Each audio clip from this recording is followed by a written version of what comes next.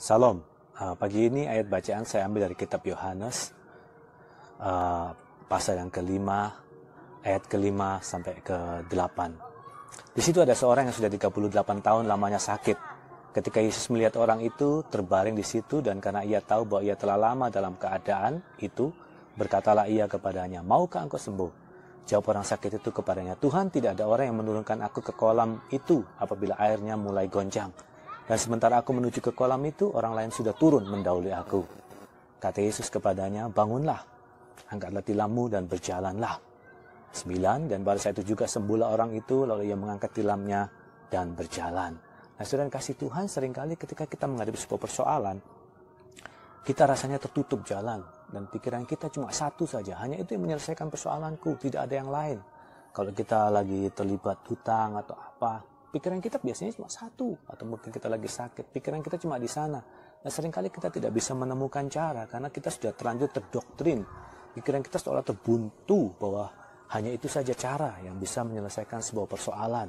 Nah, orang ini juga sama, 38 tahun dia tidak menemukan solusi dalam hidupnya dan pikirannya adalah hanya itu satunya cara.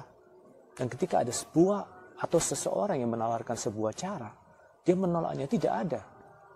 Tidak ada yang bisa menolong aku, kecuali ada orang yang mengangkatnya dan menurunkan aku di sana. Kita ketika datang kepada Tuhan, seringkali kita juga seperti itu. Kita datang kepada Tuhan, tapi memaksa Tuhan untuk menyelesaikan persoalan itu menurut cara kita, menurut pikiran kita. Sehingga ketika Tuhan memberikan cara, pikiran itu rasanya tidak masuk akal dan tertutup. Seperti Petrus ketika dia menjalan dan tidak mendapat apa-apa. Lalu Tuhan Yesus memberikan cara yang berbeda ataupun cara yang sama dengan dia lakukan cuma di tempat yang berbeda. Dia berpikir nggak mungkin bisa dapat.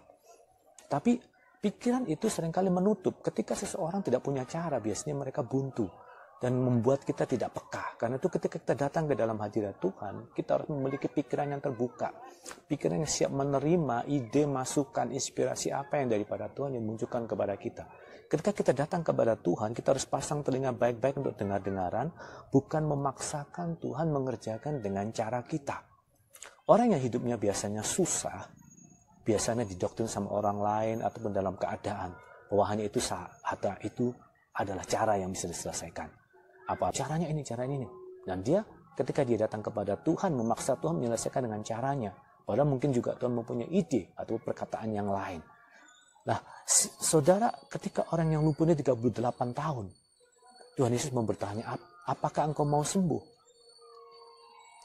Dia nggak menjawab langsung saja, ya aku mau sembuh, aku mau selesai dalam persoalanku. Tapi dia memaksa. Ini loh solusi untuk persoalan aku. Dan ketika Yesus datang, dia membuktikan, kalau engkau mendengarkan aku, engkau mengikuti aku dan menuruti aku, sebenarnya aku ini adalah jalan kebenaran dan hidup. Aku punya solusinya, tapi kalau engkau mau dengar-dengaran. Berapa banyak dari kehidupan kita mengalami kesusahan. Kita tidak memasang telinga baik-baik, tapi kita memaksa Tuhan menyelesaikan dengan cara kita. Coba mulai rilekkan pikiran saudara ketika datang kepada Tuhan. Rilekkan hati saudara, rilekkan roh saudara, pasang pekaan saudara, roh saudara belajar mendengar. Tidak memaksakan bahwa hanya itu adalah cara yang satu-satunya. Kita belajar terbuka. Memang sulit, tetapi kita belajar. Tuhan, aku mau engkau menolong aku. Dan pada saat itu kita mulai melonggarkan pikiran kita, melonggarkan hati kita, melonggarkan roh kita untuk mulai dengar-dengaran. Elia ketika menghadapi masa yang sulit, dalam 1 Raja-Raja pasal 17 ayat 3 dan 6, Tuhan berfirman kepadanya, "Pergilah dari sini, berjalanlah ke timur dan bersembunyilah di tepi sungai Kerit, di sebelah timur sungai Yordan. Engkau dapat minum dari sungai itu dan burung-burung gagak telah kuperintahkan untuk memberi makan engkau di sana." Lalu ia pergi dan ia melakukan seperti firman Tuhan. Ia pergi dan diam di tepi sungai Kerit, di sebelah timur sungai Yordan. Pada waktu pagi dan petang, burung-burung gagak membawa roti dan daging kepadanya, dan ia minum dari sungai itu. Sesuatu hal yang mustahil, tetapi itu Tuhan perintahkan. Mungkin pada zaman sekarang tidak ada seperti itu, tapi kejadian itu bisa terjadi jika Tuhan berkenan. Tuhan bisa memerintahkan burung gagak yang logikanya dia pemakan daging, dia pemakan sembarang, bisa dagingnya nggak dimakan, diberikan kepada Elia. Dan cara Tuhan, mungkin saudara berpikir, nggak mungkin Tuhan bisa memakai orang kaya yang pelit itu untuk menolong saya atau lain-lain. Tapi Tuhan bisa memakai. Mungkin sudah berkata, tetanggaku ataupun siapa itu sudah nggak mungkin lah bisa. Tapi justru yang tidak saudara pikirkan, itu bisa Tuhan perintahkan untuk menolong saudara. Yang penting pikiran saudara terbuka, dan ketika firman Tuhan datang, saudara mau melakukannya. Ketika Israel menghadapi kesulitan pada saat Haman ingin membunuh Israel, menghadap Raja Ahasiweros dan mereka menyetujui bahwa orang Israel harus dibasmi dari kerajaan tersebut. Karena waktu itu kerajaan itu yang berkuasa. Lalu Mordekai karena mencintai Israel, dia berusaha untuk menyelamatkan Israel. Nah, Mordekai meminta tolong kepada Esther waktu itu sebagai ratu di sana. Lalu Esther menjawab mengecewakan kepada Mordekai. Suatu sikap yang paling bagus adalah dari Mordekai, dia berkata dalam Esther pasal yang keempat ayat 14. Sebab sekalipun engkau pada saat ini berdiam diri saja, bagi orang Yahudi akan timbul juga pertolongan dan kelepasan dari pihak lain. Kita perhatikan, sekalipun cara yang aku pikirkan ini bisa menyelesaikan, tetapi kalau itu ternyata tidak bisa dan ditolak, aku yakin sekali bahwa Tuhan punya cara yang lain untuk melepaskan kami, karena Tuhan mencintai kami. Pikiran ini harus terbuka. Mordekai kepepet, tapi pikirannya masih yakin bahwa Tuhan memiliki banyak cara, bukan hanya satu cara. Kita seringkali terfokus pada satu cara. Katakan, dan engkau dengan kaum keluargamu akan binasa. Siapa tahu, mungkin justru untuk saat seperti ini engkau beroleh kedudukan sebagai ratu. Nah saudara, pikiran kita harus terbuka kepada Tuhan. Pikiran kita harus longgar kepada Tuhan. Dan kita harus memberikan kesempatan kepada Tuhan untuk berbicara kepada kita. Memberikan inspirasi, nasihat kepada kita. Sesuatu yang mungkin tidak kita sangka dan kita duga. Tapi kalau kita serahkan dalam tangan Tuhan, Tuhan bisa berbicara kepada sesuatu yang kita tidak sukai. Tuhan bisa berbicara kepada sesuatu cara yang tidak kita duga. Kalau hal itu simpel, saudara tidak mempercayainya. Tapi saking simpelnya sampai saudara tidak mempercayai. Tapi kalau firman Tuhan datang kepada saudara, Tuhan bisa melakukan mujizat kepada saudara. Pelayanan kami, Tuhan memberkati kami dengan pekerjaan. Jadi tidak ada kebanggaan atau kelebihan dalam usaha kami. Tetapi kami menyadari bahwa itu adalah cara Tuhan. Kami tahu, kalau dalam sebuah nggak mungkin membiarkan kami mati.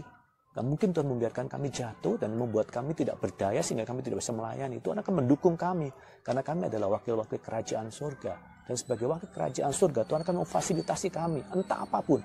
Entah di lingkungan kami yang kami layani mungkin hanya orang-orang jompo, orang-orang lain. Jadi saudara yang kasih Tuhan, jangan takut. Karena Tuhan selalu menyertai kita dan dia tahu caranya, banyak cara Tuhan memberkati kami.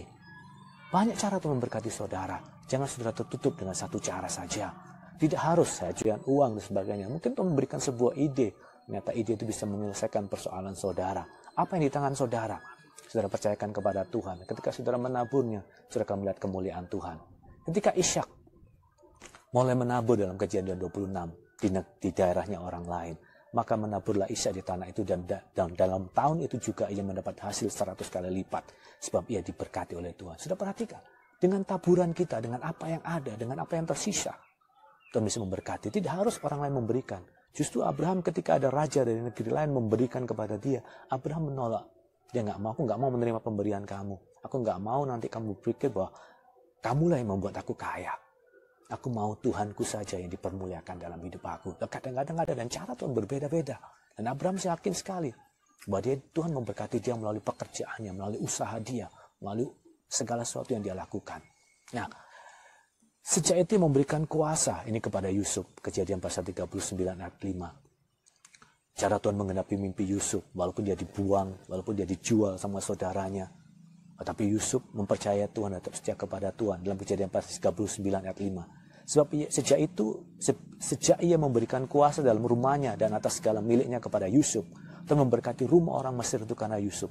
Sehingga berkat Tuhan ada atas segala miliknya. Baik yang di rumah maupun yang di ladang. Sudah perhatikan. Yusuf diberkati dengan cara kemampuan dia dalam bekerja.